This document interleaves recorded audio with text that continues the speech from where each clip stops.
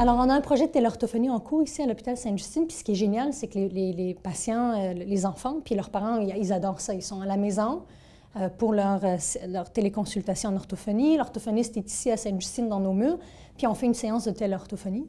Les enfants, pourquoi ils adorent ça? C'est parce que c'est une technologie. Même quand ça coupe, même quand il y a des bris, ils trouvent ça génial parce que ça les stimule, puis ils veulent reprendre contact avec l'orthophoniste. Alors, c'est des patients qu'on voit avec des problèmes de voix, avec des trachéostomisés pour des problèmes respiratoires.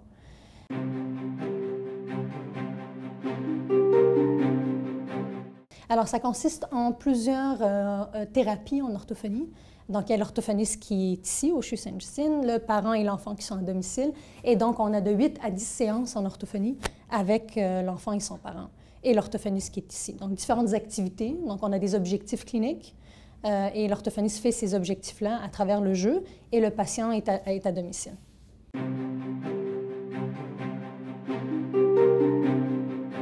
Avant ce projet, les consultations en orthophonie se faisaient en personne. Donc, le patient de Montréal ou même des régions plus éloignées venait au CHU Sainte-Justine pour recevoir sa séance d'orthophonie. Présentement, la séance d'orthophonie s'offre de la même façon, mais à distance. Donc, c'est sûr qu'il y a une modification, donc c'est un peu différent, mais les patients, le feedback qu'on a avec les quelques données qu'on a cumulées, ils adorent ça parce que, pour le parent, ça lui sauve pas seulement 1 heure, parce que la séance d'orthophonie, c'est 1 heure de temps, mais le déplacement, donc ça peut aller d'une demi-heure à 1h30 de déplacement. Puis l'enfant est dans un contexte ou un environnement qu'il connaît très bien. Donc, lui aussi, il donne son plein potentiel versus son clinique, ça pourrait peut-être être différent.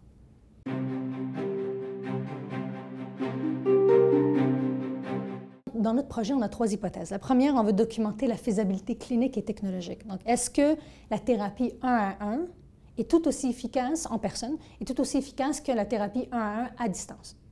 Donc, ça, c'est un des objectifs qu'on est en train de documenter. Et pour le moment, on est vraiment dans la collecte de données. Il n'y a pas de différence. Selon l'orthophoniste, qualitativement, elle dit « je suis capable de réaliser mes objectifs cliniques ». Donc, ça, c'est pour ce qui est de l'aspect clinique. Là, pour l'aspect plus en termes de coût, est-ce qu'on est capable de voir l'enfant plus souvent? Bien, le protocole de soins, c'est 8 à 10 séances. Donc, on ne va pas documenter le gain en termes de nombre de rencontres.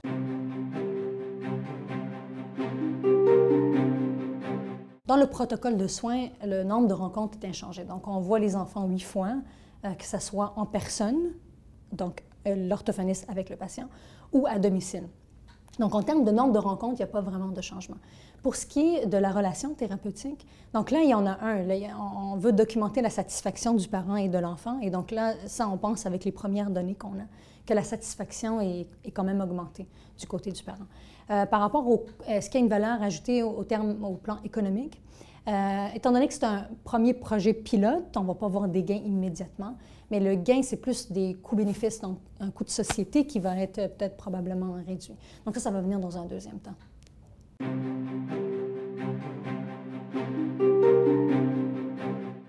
C'est sûr que pour l'orthophoniste, il y a un changement de pratique clinique parce que la relation avec l'enfant en personne dans son bureau est différente que lorsqu'on a une relation thérapeutique virtuelle. Donc, pour l'orthophoniste, ça a demandé un changement de pratique. En termes de... Puis le jeu, parce que nous, en orthophonie, on renforce beaucoup par le jeu. Et donc là, le jeu n'est plus en personne, mais plus au niveau virtuel. Donc, pour l'orthophoniste, ça a demandé une période d'adaptation.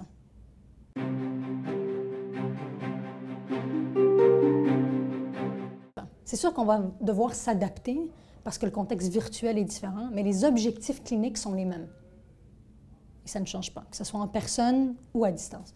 Je vous donne un exemple. Pour les patients trachéostomisés, on veut voir si, en introduisant la valve phonatoire, c'est une valve qui va permettre à l'enfant de parler, est-ce qu'il le supporte bien? Est-ce qu'on voit de la détresse respiratoire? Donc ça va être quelque chose qu'on va devoir documenter à distance. Pour, par exemple, les thérapies vocales de la voix, donc des enfants qui ont des problèmes vocaux, l'orthophoniste doit juger de la qualité. Est-ce que sa voix est plus claire? Est-ce que l'enfant est capable de projeter sa voix? Donc là, c'est pour ça qu'on est en train de documenter la faisabilité tant clinique, mais technologique. Est-ce qu'on est capable, avec la technologie actuelle, de documenter nos objectifs cliniques?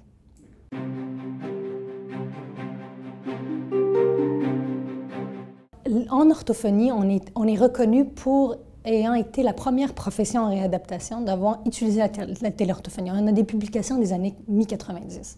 Donc, c'était pour le bégaiement, pour d'autres problèmes de langage et de voix. Donc, en orthophonie, on est une profession reconnue pour faire de la télésanté. Ça, c'est dans une chose. Au Québec et au Canada aussi, la télésanté a été mise de l'avant aussi depuis les 10 dernières années. Donc, le pourquoi on a adopté, on a voulu faire ce projet-là, c'est parce que on pense que ça va améliorer la santé des enfants, on pense que ça va diminuer les coûts de santé, puis c'est l'avenir du système de santé, d'éclater les murs puis d'aller offrir des soins dans un contexte plus naturel pour les enfants. Donc ça, c'est le pourquoi. On pense vraiment qu'il va y avoir des gains de qualité et des gains économiques à cette approche-là. Maintenant, le comment, on avait utilisé d'autres techniques beaucoup plus rigides, archaïques, entre autres des visioconférences, mais la problématique, c'est la qualité sonore n'était pas superbe ni visuelle, mais la plus grande problématique, c'est qu'il fallait demander à l'enfant et à son parent d'aller dans un autre centre hospitalier. Donc, ça défaisait aussi l'objectif ultime de faire de la téléconsultation à domicile.